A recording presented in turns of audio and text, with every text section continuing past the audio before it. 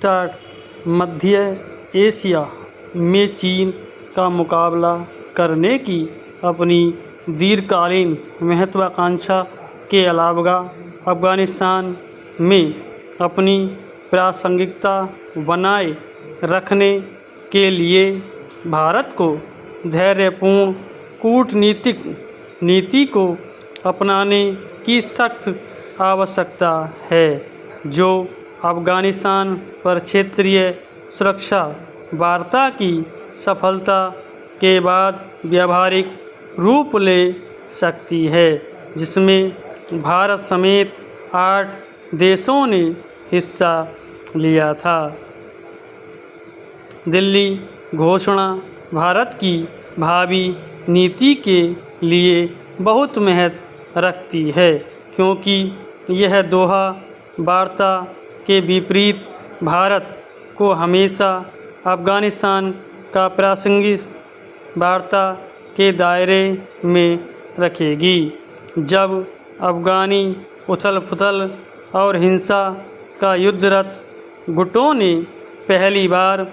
23 सितंबर 2020 को औपचारिक रूप से आमने सामने बैठकर उस संघर्ष को ख़त्म करने के लिए बातचीत शुरू की, जिसे अब दुनिया के सबसे घातक संघर्ष के रूप में माना जाता है, लेकिन इसकी मुख्य पहचान अमेरिका पर दबाव बनाकर भारत को अलग-थलग करने में पाकिस्तान की सफलता थी, जिसका उतना लाभ नहीं मिला जितना अपेक्षा थी, क्योंकि तालिबान ने दोहा समझौते का उल्लंघन करके अमेरिका को धोखा दिया। विश्लेषकों का मानना है कि 8 देश काबुल में समावेशी सरकार की आवश्यकता पर जोर देने में महत्वपूर्ण भूमिका निभाएंगे, जो सितंबर में दुशांबे में हुई शंघाई सहयोग संगठन की बैठक से एक कदम आगे होगा, जिसमें आतंकवाद के वित्त पोषक और कट्टरपंथ के खिलाफ तल्ख भाषा का इस्तेमाल किया गया था, जिससे राष्ट्रीय सुलह को बढ़ावा मिला। विश्लेषकों का यह भी मानना है कि भारत सरकार एक तीसरी क्षेत्रीय सुरक्षा वार्ता के सफल आयोजन से, जिसमें रूस, Iran, Kazakhstan, Kyrgyzstan, Tajikistan, Turkmenistan और उज़्बेकिस्तान के सुरक्षा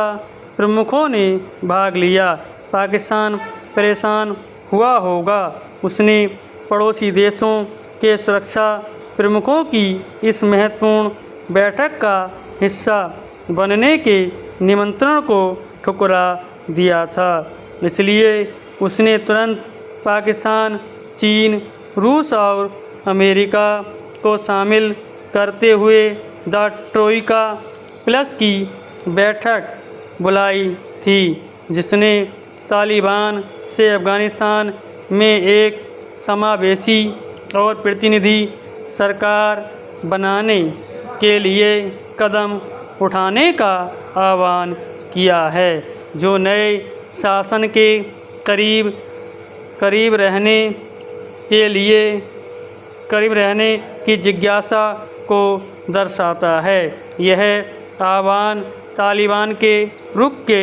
विपरीत किया गया है। इसने अफ़गानी समाज के सभी